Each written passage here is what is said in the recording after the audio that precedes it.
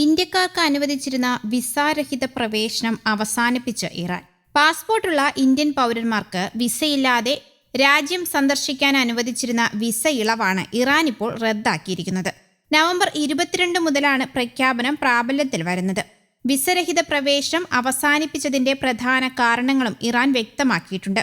തൊഴിൽ തട്ടിപ്പും അതുവഴിയുള്ള മനുഷ്യക്കടത്തുമാണ് പ്രധാന കാരണം. ഉയർന്ന ശമ്പളമുള്ള ജോലിയോ അല്ലെങ്കിൽ യൂറോപ്യൻ രാജ്യങ്ങളിലേക്കുള്ള എളുപ്പത്തിലുള്ള യാത്ര വാഗ്ദാനം ചെയ്ത് ഇന്ത്യക്കാരെ ഇറാനിലേക്ക് ആകർഷിക്കുന്നു. ഇത്തരത്തിൽ ഇറാനിലെത്തിച്ച ശേഷം പലരെയും തട്ടിക്കൊണ്ടുപോവുകയും മോചനദ്രവ്യം ആവശ്യപ്പെടുകയും ചെയ്യുന്ന സംഭവങ്ങൾ വർദ്ധിക്കുന്നതായി അധികൃതർ ചൂണ്ടിക്കാട്ടുന്നു. പ്രഖ്യാപനവുമായി ബന്ധപ്പെട്ട് വിദേശകാര്യ മന്ത്രാലയം മുന്നറിയിപ്പ് നൽകിയിട്ടുണ്ട്. വിദേശകാര്യ മന്ത്രാലയത്തിന്റെ നിർദ്ദേശങ്ങൾ പാലിച്ചാവണം യാത്രയെന്നാണ് മന്ത്രാലയം നൽകുന്ന മുന്നറിയിപ്പ്.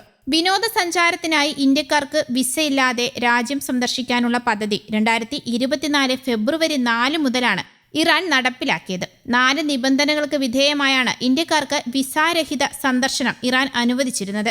സാധാരണ പാസ്പോർട്ട് കൈവശമുള്ള ഇന്ത്യൻ പൗരന്മാർക്ക് 6 മാസത്തിലൊരിക്കൽ വിസയില്ലാതെ ഇറാനിലേക്ക് പ്രവേശിക്കാമായിരുന്നു. പരമാവധി 15 ദിവസം വരെ താമസിക്കാനായിരുന്നു അനുമതി നൽകിയിരുന്നത്. വിമാനമാർഗം വിനോദസഞ്ചാരത്തിന് എത്തുന്നവർക്ക് മാത്രമായിരുന്നു വിസാരഹിത പ്രവേശനം. India, UAE, Saudi Arabia, Indonesia, Japan, Singapore, Malaysia എന്നിവയുൾപ്പെടെ 32 രാജ്യങ്ങൾക്കാണ് വിസയില്ലാതെ രാജ്യം സന്ദർശിക്കാനുള്ള പദ്ധതി ഇറാൻ പ്രഖ്യാപിച്ചിരുന്നത്.